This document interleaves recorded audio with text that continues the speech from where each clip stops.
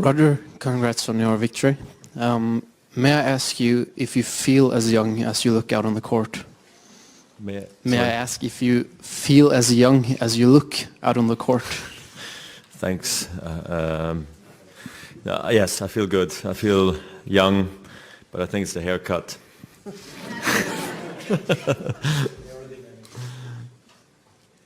Roger, you were on fire from the first. You were on fire from the first point to the last point. Can you just give us your views on the way this match went and your excitement at the end when it was finally done? I mean, there is a lot that goes into a match like this. I spoke at length to the team before, probably over an hour 15, about all the different possibilities, about what can happen. They told me what they think is going to happen. We shared those feelings, and when you walk out, you just don't know if any of it is going to work out or come the way it will. And I felt from the get-go I actually had good rhythm off the baseline and on the serve, and that I felt like he was living dangerously if he was not going to play great tennis, and that was a good feeling to have. But then again, that doesn't mean much, because Novak has done an unbelievable of a job in his career to find ways, to either make you play bad or to just be better on the day, or squeeze another victory out like the way he did at Wimbledon. So I knew the beginning wasn't key, but I knew it was important, and I had a great run on the serve as well throughout, I think, that first set, and I was able to keep the pressure going and mix up my game, because he was playing incredibly aggressive at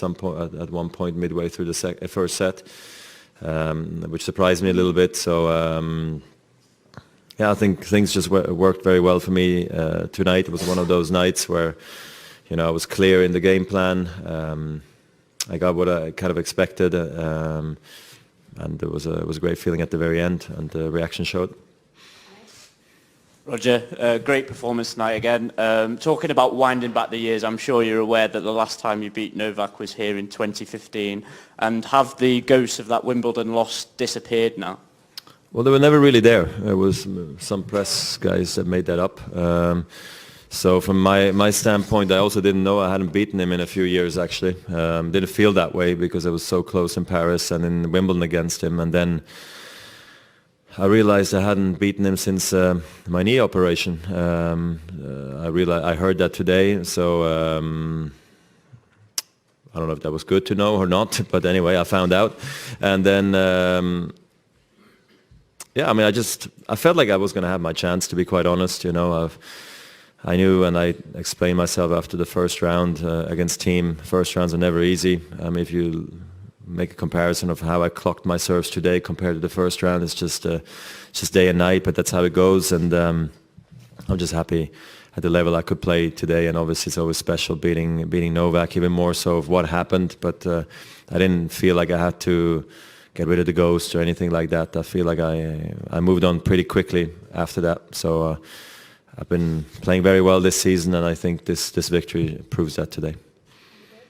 Hi Roger, people in general talk a lot about how effortless your game seems and how easy a lot of things seem to you. I'm just curious, how proud are you of the grit and kind of the fight and that aspect of tennis that you've shown to kind of stay at this level for so long? Look, I never tried to seek effortless tennis, It came naturally through my coaches over the years, especially in my junior years, that taught me tennis this way. When I see somebody play tennis, it's what I see, how tennis should be played, the way I do it.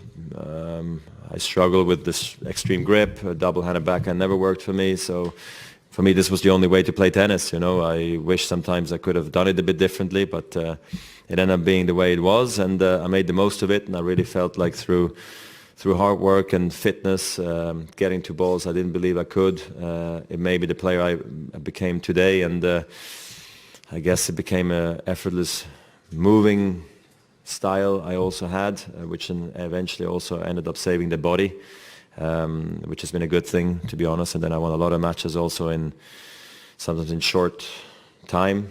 Like tonight, for instance, these matches are double as good, because it just saves the body and it gives you incredible confidence. So, yeah, so that's what it is. But I never planned to play this way, I'll tell you that. Well, Roger, congratulations for the win. You survived once with Bear Grylls on your side from the Swiss mountains. You survive again with Bear Grylls inside the O2 Arena. Which survival was most difficult or easier compared? He was here. I was happy to see him again. We had a great time. We know each other for many years now. He's very inspiring too, super positive person. I feel like I'm similar in this regard. I always see things in a good way, and it's nice to connect again. But yeah, out in the wild where I'm not as confident and comfortable than like in here, it was definitely more difficult than tonight. Congratulations, Roger. Here. Yes. Yes, hello. I found one of our colleagues, a Danish colleague, Tina Schuer Larsen, and she told me that you've been training with a new player that is from Denmark. Do you see him future, and do you see any Swiss junior after you or after Wawrinka? Yeah, so apparently we're going to have 4 Swiss juniors in the main draw of the Australian Open juniors, which is great. I'm not sure when that's the last time it happened. It must be years ago. So that's a great thing for Swiss tennis. So there is some talent coming through, which I'm really happy about.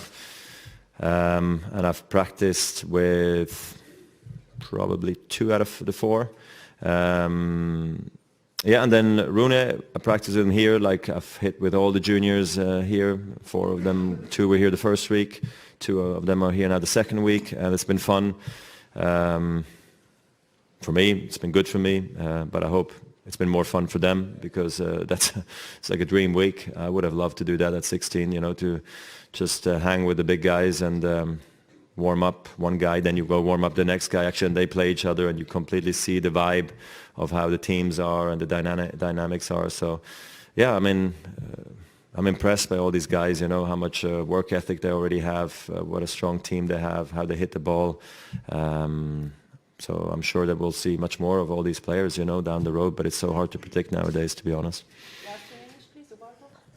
Roger, unbelievable performance at the serve, 83% on the first set, first serve, 16 points out of 19 in the first set, 4 points out of 4 on the second serve. I mean, do you remember to have served so well recently? And also, well, I mean, what do you expect now? Because, I mean, every year, every day seems different. With Thiem and Berrettini, you didn't play probably so well as you did today. Yeah, I've had a good serving year, to be honest. So I'm sure at some point this year I felt great, maybe even in Basel, because I ran through the tournament there. So I know I can do it, but obviously that was not Novak Djokovic, opposite to me. So to hit the spots the way I did today is definitely special. Also just to be strong on the shot that comes right after, and then being able to also produce good returns, because I thought I actually returned also really well today. I made a lot of returns, and then when I was in the rallies, he felt like the need to play extremely aggressive, because if he didn't, I was always going to take a big cut at the ball. So no, it was a great match. Yeah, the serve stats are clearly key to either hang with him or beat him. I did that in Paris. I did that in Wimbledon. Actually, I hardly got broken in those matches too. And again tonight, so against Novak, it seems to work well on my serve. And it's just a matter of sometimes having better returning days. And Cincy was terrible for Incy when I played him. But sometimes it's just also the feel of the moment. And today was definitely a good one. So, Roger, I was paying attention to you signing balls and shirts and lids for fans after the match today, and I started to wonder if even Rafa would ask you to sign something today for granting him the #1 of the world by beating Novak, of course, until the semifinals or the final. Yeah, no, I don't know. I know he was there, but anyway, I'm sure he was watching. But I've been there before, so at the end of the day, I'm trying to play a good tournament myself. I knew there was a lot on the line for Novak today. If he wouldn't have won Wimbledon, maybe he wouldn't have even gotten to that, you know, to be quite honest. So that's what I was telling myself too. But because he beat me at Wimbledon, actually Novak was as close as he was. And Rafa's had an unreal of a stretch as well. Both guys have had great years. I'm happy I was able to beat both this year. And they both deserve to be ranked higher than me this year. Yeah, it was a good day for tennis, I'm sure, to some extent, you know, not because I beat Novak, but because, you know, the race of world #1 was riding on the match as well, and the atmosphere in the building was very, very nice, and I was able to produce under pressure, and I was trying to remind myself to play with less pressure than what Novak had throughout the game, and it worked, so I'm very happy, I'm very pleased.